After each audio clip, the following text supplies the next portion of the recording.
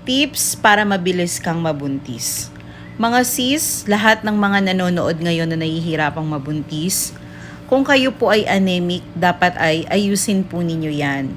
Hanggat maaga pa ay gamutin ninyo. Dahil ang pagiging anemic po ay nakakasagabal po yan sa ating fertility.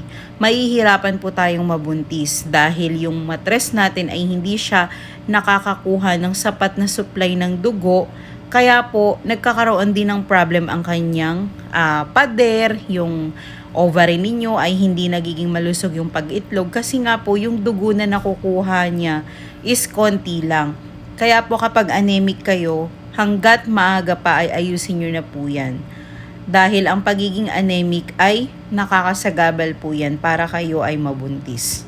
Kaya sa mga nahihirapang mabuntis dyan, marami po tayong mga vitamins na mabibili natin sa butika para po